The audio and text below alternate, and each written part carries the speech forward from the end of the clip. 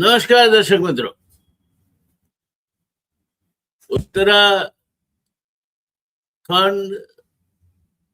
ઉત્તર પ્રદેશ અને મધ્યપ્રદેશના મહામહિમ રાજ્યપાલ રહી ચૂકેલા, અત્યારે હાલ ઉત્તર પ્રદેશના મહામહિમ રાજ્યપાલ શ્રી અને ગુજરાતના પૂર્વ મુખ્યમંત્રી શ્રી આનંદીબેનની લાંબી રજાઓને લઈને અનેક તર્ક વિતર્ક ચાલે છે.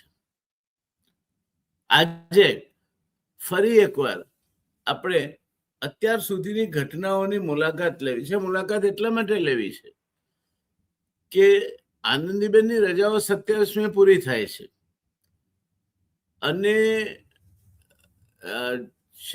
ચોમાસું સત્ર પણ ઉત્તર પ્રદેશ એસેમ્બલીનું 26મીથી શરૂ થાય છે, 26 કે 27. એટલે પહેલા દિવસે સામાન્ય રીતે પરંપરાગત એવી પ્રથા છે કે સત્રને રાજ્યપાલ શ્રી સંબોધન કરે. એટલે એ સંબોધન રાજ્યપાલ શ્રી કરશે કે બીજા કોઈ રાજ્યપાલ શ્રી કરશે? It's $1 million question. જ્યાં સુધી શ્રીમતી આનંદીબેન પટેલને લાગી વળગે છે ત્યાં સુધી રાજ્યપાલ તરીકેનો એમનો કાર્યકાળ પૂરો થયો છે. એમને જે નિયત મુદત માટે રાજ્યપાલ તરીકે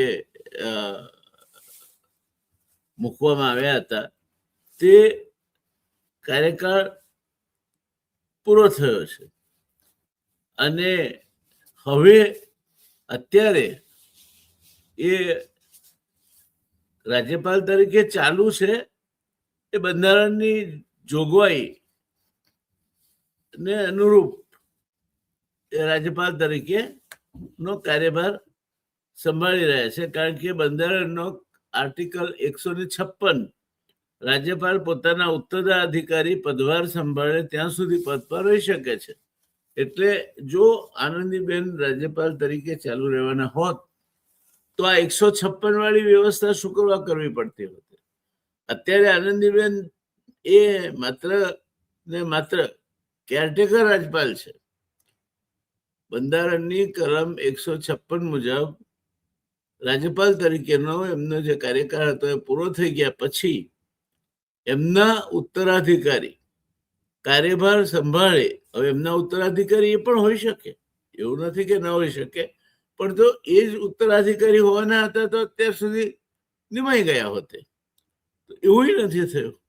એટલે આ ચર્ચાઓ ચાલુ રહે છે અને કંઈક ને કંઈક તર્ક વિતર્ક અને ક્યારેક કુતર્ક ચાલતા રહે છે.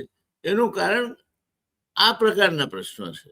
જેને બંધારણની જાણકારી છે એને એવો પ્રશ્ન થાય કે 156 પ્રમાણે તો આનંદીબેન માત્ર કેરટેકર રાજ્યપાલ છે, પૂર્ણ કક્ષાના રાજ્યપાલ નથી. રાજ્યપાલ તરીકેની ફરજો પૂર્ણ કક્ષાના રાજ્યપાલ તરીકેની ભલે બજાવે, પણ જેવા નવા એમના ઉત્તરાધિકારી આવે એટલે એમણે ચૂપચાપ ચાર્જ સોંપી દેવાનો છે. એટલે આ વચ્ચેની વ્યવસ્થા, એમનો કાર્યકાળ પૂરો થયો, નવા રાજ્યપાલ આવે, એ વચ્ચેનો જે ગાળો છે, ગાળા પૂરતા આપણા ભારતના બંધારણની કલમ 156 મુજબ આનંદી પટેલ રાજ્યપાલ રહી શકે છે. એટલે આનંદીબેન રાજ્યપાલ આ વિશિષ્ટ જોગવાઈ હેઠળ છે. એટલો ખ્યાલ દર્શક મિત્રો તમને હોવો જોઈએ, એટલા પૂરતી આ ચોખ્ખાઈ કરું છું. કારણ કે તમને લાગે કે વારે ઘડિયા 4-5 દિવસથી આ ત્રીજી વખત જયનારાયણ હશે, કેમ આનંદીબેનનો આ કાર્યક્રમ મૂક્યો? શું રસ છે એમને? મને રસ નથી આનંદીબેનમાં કોઈ પણ. મને રાજનીતિમાં રસ છે, રાજનીતિની પ્રક્રિયામાં રસ છે. રાજનીતિની પ્રક્રિયાના ભાગરૂપે જે ઘટનાઓ ઘટી રહી છે એને તમારી સામે મૂકવામાં રસ છે. તો આ પહેલી ઘટના મેં તમારી સામે મૂકી છે. તમારા મને મોટા ભાગનાને ખબર નહીં હોય કે આનંદીબેનનો રાજ્યકાળ તરીકેનો નિયત સમયનો કાળ પૂરો થઈ ગયો છે. અત્યારે બંધારણની કલમ 156 પ્રમાણે એમના ઉત્તરાધિકારી ન આવે ત્યાં સુધી તેઓ ચાર્જ સંભાળી રહ્યા છે. ત્યાંથી આપણે શરૂઆત કરીએ. એટલે આ રોજ કંઈક નવા તથ્યો આવે છે, માટે રોજ આપણે આનંદીબેનને યાદ કરીએ છીએ. નહીં આવતા હોય તો આ મહત્વ સમાચારનું છે, મહત્વ આનંદીબેનનું નથી. આનંદીબેન એ સમાચારો ના રચયિતા છે, એમના થકી સમાચારો બને છે, માટે આપણે આનંદીબેનને યાદ કરવા પડે છે. એટલે કોઈ એવા ખ્યાલમાં નહીં રહેવાનું કે આપણે એકના એક સમાચાર વારે ઘડીએ કેમ બતાવે છે. ના, એકના એક સમાચાર નથી બતાવતા વારે ઘડીએ. આ ફોટા તમે પહેલા જોયા નથી? જોયા ને? આ ફોટાની પણ કેટલીક અગત્યતા છે. આનંદીબેન ટ્રેનમાંથી ઉતરી રહ્યા છે, ગવર્નર તરીકે રેલવેનો સ્ટાફ એમનું સ્વાગત કરી રહ્યો છે. અહીંયા જે દીવ, દમણ અને દાદરા નગર હવેલીના એડમિનિસ્ટ્રેટર, જેમણે પોતે પણ 10 વર્ષ પૂરા કર્યા છે એડમિનિસ્ટ્રેટર તરીકે, એવા શ્રી પ્રફુલભાઈ પટેલ, એમની સાથે ઉત્તર પ્રદેશના મહામહિમ રાજ્યપાલ શ્રીમતી આનંદીબેન પટેલ આપણને દેખાય છે. તો આનું મહત્વ શું છે? આનું મહત્વ એ છે કે આનંદીબેન માંદગીના બાના હેઠળ ગુજરાત આવ્યા હોય એવું એ વાતને રદિયો આપી દેવો પડે. કારણ કે આવ્યા એના બીજા જ દિવસે ગુજરાતમાં અમદાવાદ જે એમનું ઘર છે ત્યાંથી 600 કિલોમીટરના ફાસલે એ દમણ સુધી જઈ શકે, તો શારીરિક સ્વાસ્થ્ય સારું હોય તો જ જઈ શકે. એટલે આનંદીબેનની ગુજરાતની મુલાકાત ઉપર હજુ પણ પડદો અકબંધ ઢંકાયેલો રહે. આમ તો 11 દિવસ જેટલી રજા લેવા પાછળનું એક સંભવિત કારણ આનંદીબેન હવે થાક્યા છે એવું દેખાતું નથી આના પરથી. પણ આ આનંદીબેન છે, બલબલાને આશ્ચર્યના આંચકા આપવાની એમની ક્ષમતા છે. આ વખતે એમણે એવું જ કંઈક કર્યું. નાદુરસ્ત તબિયત અંગેની અટકળો વચ્ચે આનંદીબેન અમદાવાદ પહોંચ્યા. તેના બીજા જ દિવસે છેક દમણ સુધી આંટો મારી આવ્યા, ટ્રેનમાં મુસાફરી કરી. દમણમાં એડમિનિસ્ટ્રેટર પ્રફુલભાઈ પટેલ ને પણ શરમાવે એ સ્ફૂર્તિ, ત્યાં તો રેલીનું રીલ નથી અહીંયા, રેલીને જે રીતે ગ્રીટ કરતા હતા, મને લાગે છે પ્રફુલભાઈને પોતાને પણ લાગે કે મારા કરતા આનંદીબેન વધારે ફિટ છે. તો એ પરિસ્થિતિમાં આ દમણમાં બધું બની રહ્યું હતું ત્યારે આનંદીબેન હજુ કડે ધડે છે એ જોઈને એમના પ્રશંસકોને આનંદ થાય, સ્વાભાવિક છે. અને આપણને પણ આનંદ થાય. શા માટે ન થાય? કોઈ વ્યક્તિ, ગુજરાતના એક જાહેર જીવનની વ્યક્તિ, એનું સ્વાસ્થ્ય સારું હોય તો એ આનંદની વાત છે. કારણ કે આપણે તો સર્વત્ર સુખીન સંતુ સર્વે સંતુ નિરામયા સર્વે ભદ્રાણી પશ્યંતુ માં કશ્ચિત દુઃખ ભાગ ભવેત વાળા માણસો છે. એટલે આનંદીબેન નું સ્વાસ્થ્ય સારું છે અને કડે ધડે છે એ જોઈને આપણને આનંદ થાય. વળતા એમણે બીજો ધડાકો કર્યો. શું કર્યો? સુરતમાં રોકાણ કર્યું. કેટલાક પાટીદાર આગેવાનોને મળ્યા. અનારબેન પણ હાજર હતા. કદાચ દમણ યાત્રાનો થાક ઉતારવા સુરત રોકાણ કર્યું હશે અને ત્યાંથી વળી પાછા અમદાવાદ. પણ એ ન ભૂલવું જોઈએ કે સૌરાષ્ટ્રની અને ઉત્તર ગુજરાતની રાજનીતિના બળુકા સૂત્રધારો સુરતમાં છે. સુરતમાંથી એનું સંચાલન થાય છે, નાણાં સુરત પૂરા પાડે છે અને સુરત એના ઉમેદવારોને આગળ ધપાવવા માટે, પોષવા માટે, મદદ કરવા માટે જાણીતું શહેર છે. એટલે આનંદીબેન સુરત રોકાયા એ વસ્તુ પણ આમ જોઈએ તો કશું જ નથી. એમાં કશું બદદાવણથી આવતા હતા રસ્તા. એક સામાન્ય વ્યક્તિ હોત આનંદીબેન તો કોઈ નોંધ પણ ના લીધી હોત. પણ આનંદીબેન રાજ્યપાલ, જે હવે ગુજરાતમાં રહેવાના છે, કદાચ જો રાજ્યપાલ તરીકે ચાલુ ના રહે તો, અરે ગુજરાતની ચૂંટણીઓ આવવાની છે 2027માં, તેવી સમયે આનંદીબેનનું સુરતમાં રહેવું, રોકાવું એ એક ચોક્કસ તર્ક વિતર્કને જન્મ આપે છે. એમાં કોઈ શંકા ન કરી શકાય. અને એના માટે જો કોઈ જવાબદાર હોય તો આનંદીબેન પોતે જ છે. આજે 25 ઓગસ્ટ થઈ.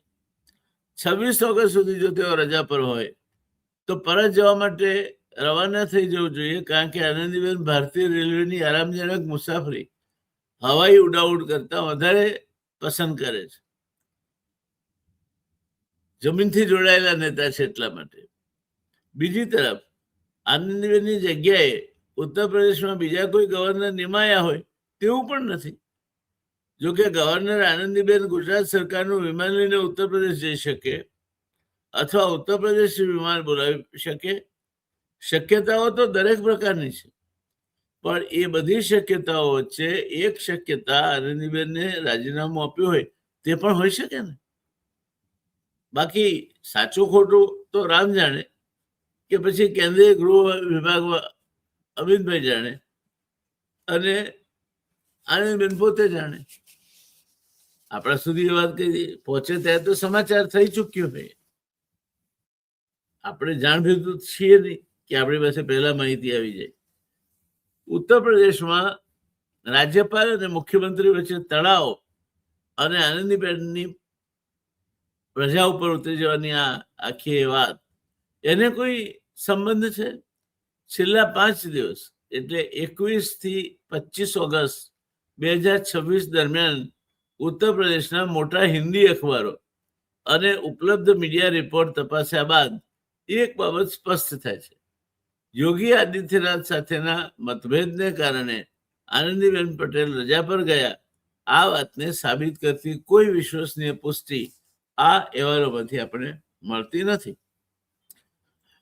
પરંતુ રાજ્યભવન અને મુખ્યમંત્રી કાર્યાલય વચ્ચે મતભેદ અથવા તણાવ હોવાની રાજકીય ચર્ચા ચોક્કસપણે ચાલી રહી છે.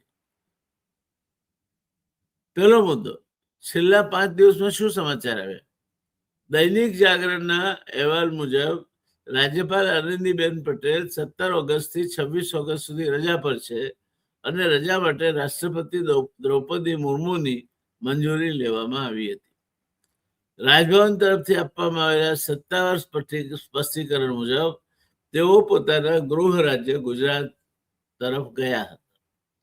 નવભારત ટાઈમ્સના અહેવાલ મુજબ છેલ્લા લગભગ 7 વર્ષમાં આ તેમનો પ્રથમ લાંબો લગભગ 10 દિવસનો અવકાશ છે. અહેવાલ મુજબ તેઓ 27 ઓગસ્ટે ઉત્તર પ્રદેશ પરત આવવાના છે. બીજી તરફ કેટલાક રાજકીય અહેવાલોમાં એવો સવાલ ઉઠાવવામાં આવ્યો છે કે આ માત્ર સામાન્ય રજા છે કે રાજભવનમાં કોઈ મોટા ફેરફારની પૃષ્ઠભૂમિ તૈયાર થઈ રહી છે. પરંતુ આ બાબતે કોઈ સત્તાવાર જાહેરાત થઈ નથી. ત્યાર પછીની વાત પર આવીએ. મુખ્યમંત્રી અને રાજ્યપાલ વચ્ચે તણાવની વાત ક્યાંથી આવી? બે વચ્ચે તણાવ છે અને બે વચ્ચેના સંબંધો સાહજિક નથી, એ વાત ક્યાંથી આવી?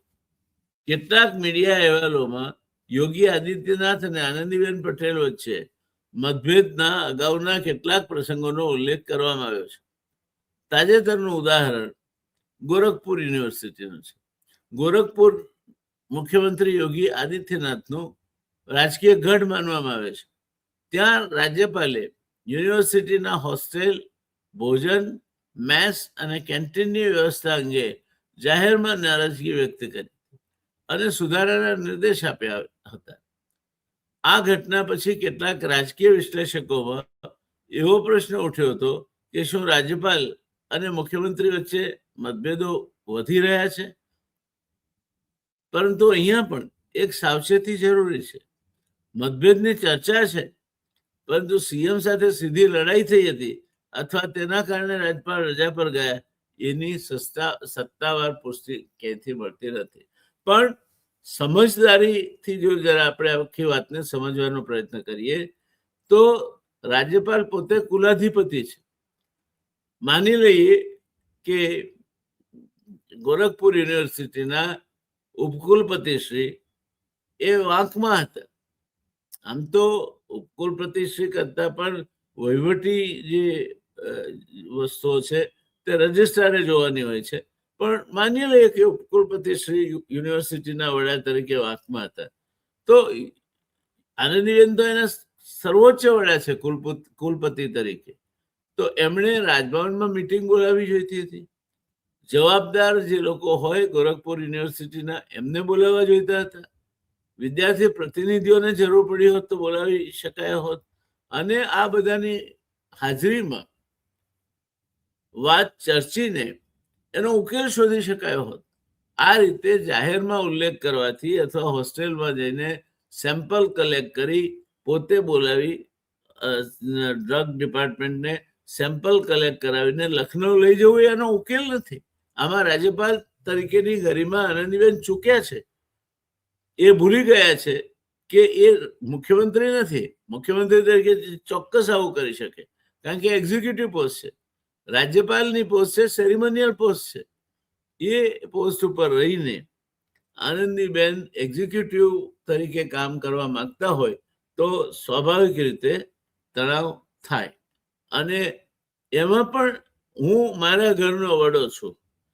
માની લો કે મારા દીકરાના દીકરાએ કંઈક બરાબર કામ નથી કર્યું, અને પછી એક ગેટ ટુગેધર છે બધા 10-12 કુટુંબોનો. એમાં હું જાહેરમાં પેલાને કહું કે તે આ શું લોચા માર્યા, તને ભાન નથી પડતું, તો કેટલા અંશે યોગ્ય છે?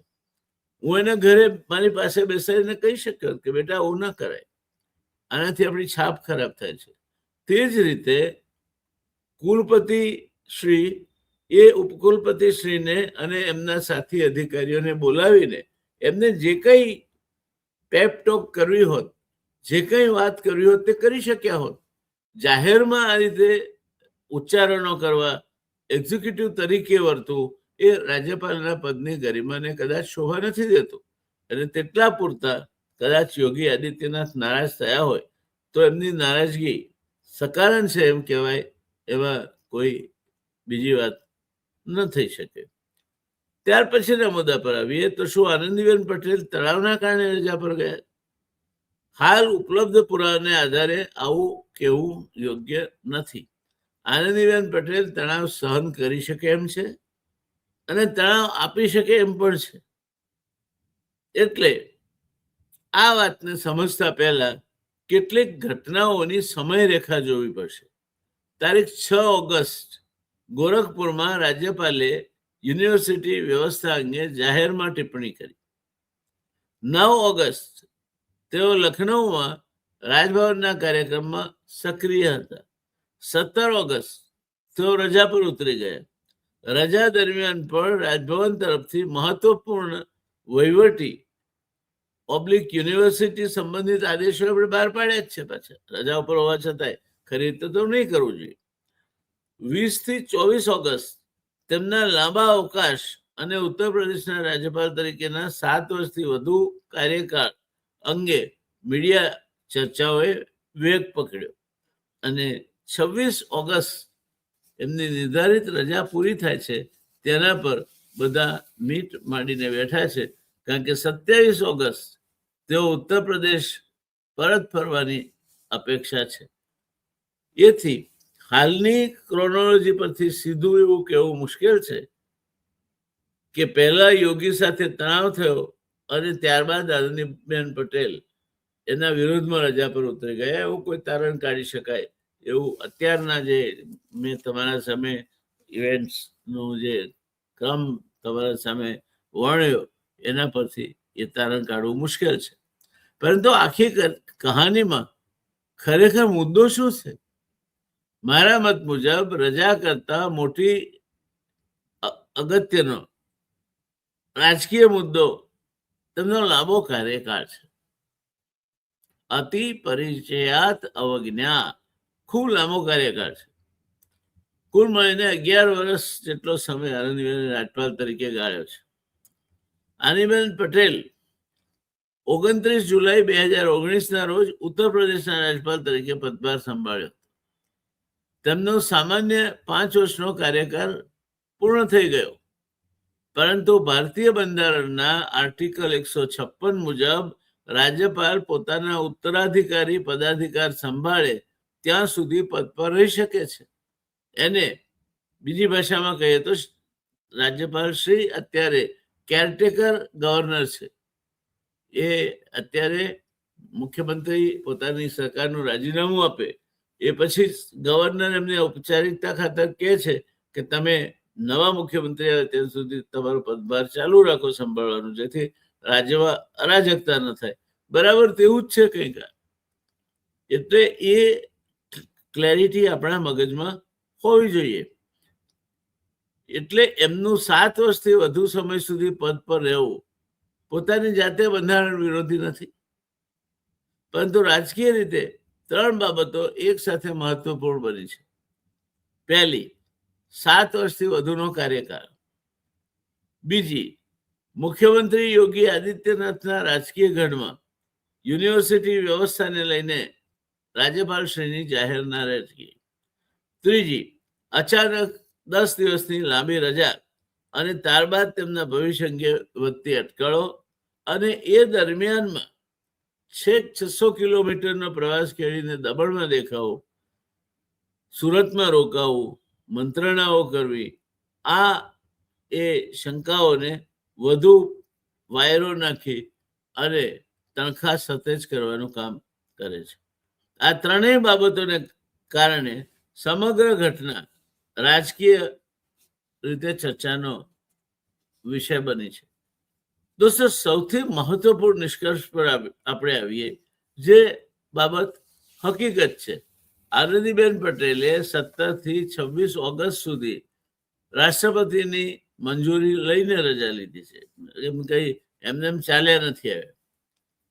જે બાબતની મીડિયામાં ચર્ચા છે, યોગી સરકાર અને રાજ્યપાલ વચ્ચે કેટલાક મુદ્દાઓ પર મતભેદો છે, જે બાબત હજુ સાબિત થઈ નથી.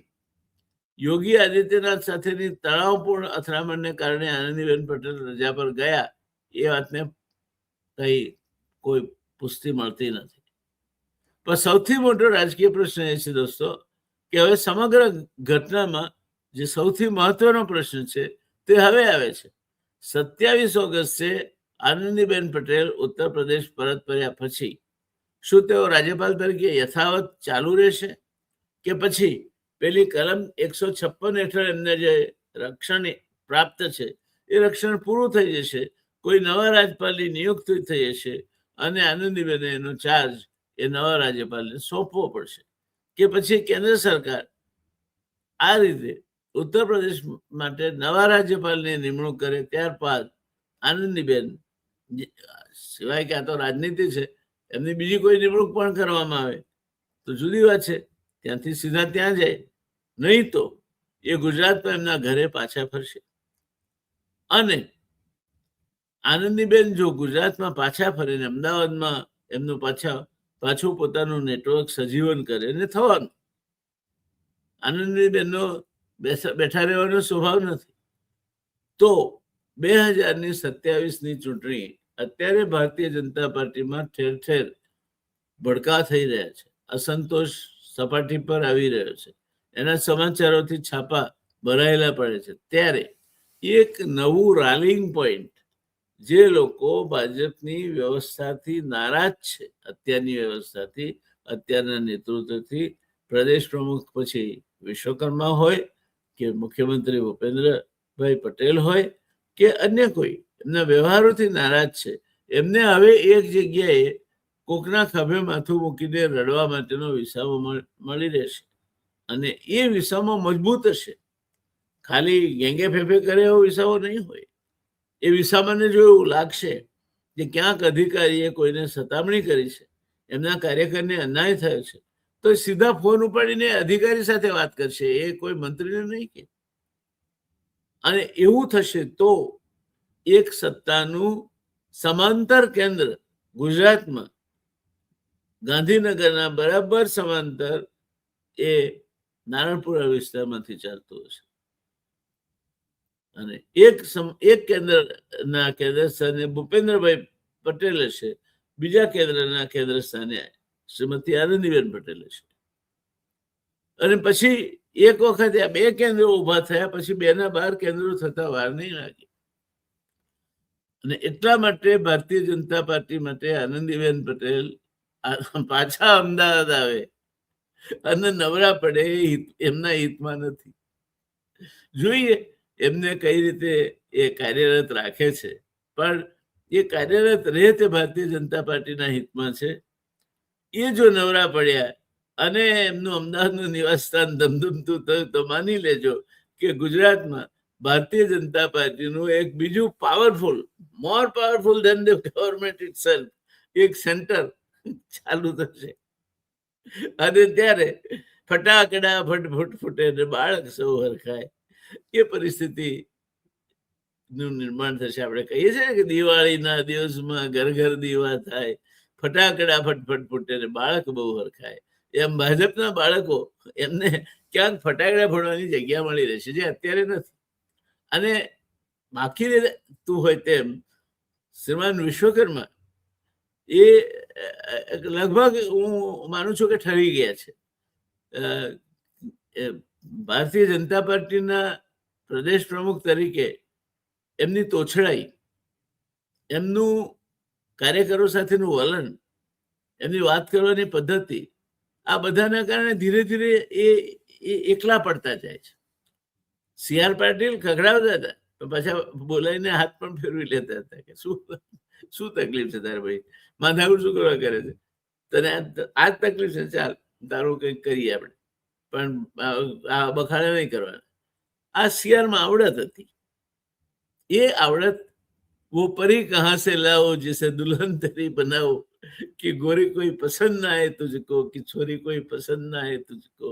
सीआर गए, अब विश्वकर्मा जी आए हैं, तो कार्यकरों के लिए सीआर पाटिल कहाँ से लाए हम, कहाँ से राजेंद्र सिंह राणा लाए, कहाँ से पुरुषोत्तम रूपाला लाए, कहाँ से हमारे दोस्त जो अभी मंत्री बने बैठे हैं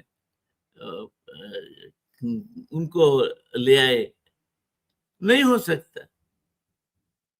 और ये नहीं हो सकता तो फिर आनंदीबेन का गुजरात में आना, अहमदाबाद स्थित उनका निवास स्थान और उनके निवास स्थान स्थित प्रवृत्तियां जो होगी वो काबिले तारीफ होगी, रंग लाएगी और वो रंग देखने जैसा होगा.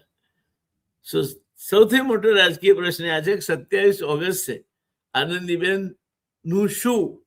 આજે શું એ પ્રશ્ન નથી. આજે તો ખાલી સુરતમાં જ મળ્યા છે, દમણ જ ગયા છે. પણ જો 27મી ઓગસ્ટ છે આનંદીબેન નવરા પડ્યા તો માની લેજો તમે નક્કી કે ભારતીય જનતા પાર્ટીના જે વિશ્વકર્માજીથી અથવા ભૂપેન્દ્રભાઈથી, ભૂપેન્દ્રભાઈ આમ તો ભૂપેન્દ્રભાઈ નારાજ ના થાય પણ કામ કશું ના થાય, એમના મંત્રીશ્રીઓને કે એનાથી કશું કામ ના થાય, ત્યારે બધા આનંદીબેન તરફ વળી જશે. અને જો આનંદીબેન તરફ વળી જાય અને પાટીદાર આનંદીબેન તરફ વળી જાય તો શું થાય? ભારતીય જનતા પાર્ટીમાં બે મોટા ધ્રુવ ઉભા થશે. એક ધ્રુવ પર આનંદીબેન ઉભા હશે અને એક ધ્રુવ પર વિશ્વકર્માજી અને એમના સાથીઓ ઉભા છે. અને એમાં વિશ્વકર્માજીનો વજૂદ નહીં હોય. આ પરિસ્થિતિ દેખાઈ રહી છે. એટલે હિતમાં છે કે આનંદીબેન કામમાં રહે, આનંદીબેન રોકાયેલા રહે, આનંદીબેનનો હજુય રાષ્ટ્રપતિ રાજ્યપાલ તરીકેનો કાર્યકાળ ઉત્તર પ્રદેશમાં લંબાવવામાં આવે, અથવા તો પછી આનંદી પટેલને બીજું કઈ કામ સોંપવામાં આવે જેના કારણે એમનું અમદાવાદનું નિવાસ સ્થાન ધમધમતું ના થાય.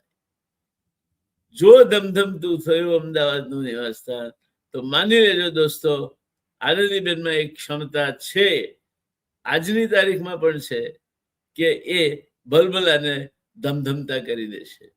અને તો ભારતીય જનતા પાર્ટીમાં ફટાકડા ફૂટતા હશે એમાં કોઈ શંકાને સ્થાન નથી.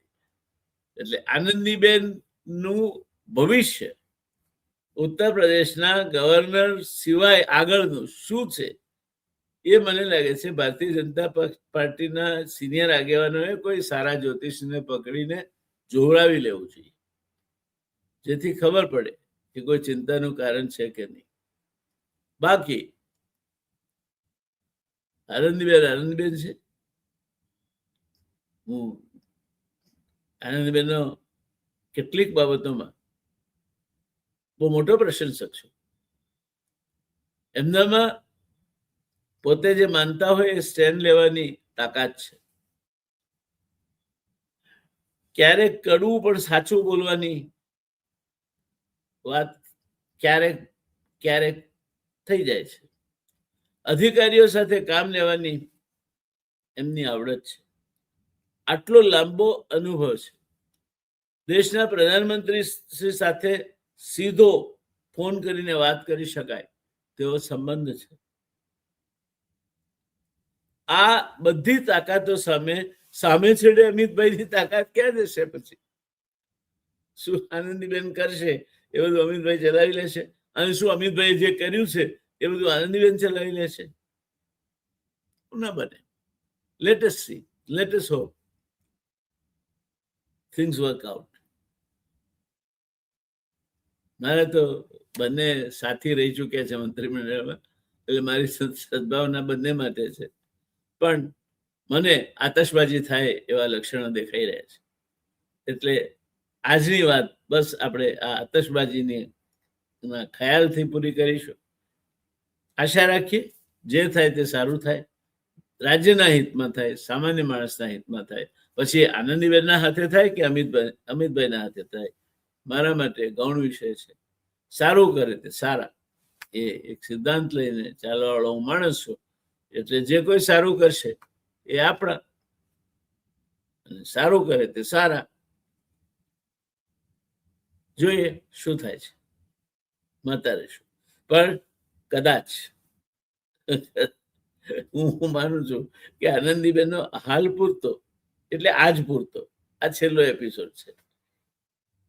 કાલે કઈ નવું થાય અને પેલું 156 વાળું પૂરું થાય, આનંદીબેન નવરા થઈ જાય, પાછા ગુજરાત આવે, ત્યારે અગત્યની વાત એ હશે કે આનંદીબેન ગુજરાતના ગવર્નર, ઉત્તર પ્રદેશના ગવર્નર નહીં હોય અને ગુજરાત પાછા ફરી રહ્યા છે અને ટ્રેનમાંથી ઉતરે, ત્યારે એમને જે હામું લેવા કોણ જાય છે એ આનંદીબેનનો બળાબળનો પુરાવો છે. જોઈએ આપણે શું થાય છે, દેખતે હૈ. બાકી